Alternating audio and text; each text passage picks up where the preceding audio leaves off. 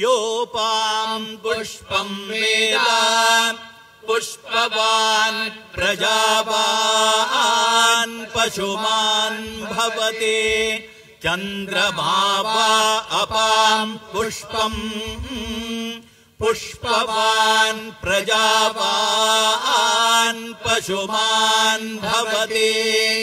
य एवम् वेद योपामायतनम् वेद आयतनवान् भवति अग्निर्वा अपामायतनम् आयतनवान् भवति योऽग्नेरायतनम् वेद आयतनवान् भवति आपो वा अग्नेरायतनम् आयतनवान् भवति यगेवम् वेद योपामायतनम् वेद आयतनवान् भवति वायुर्वा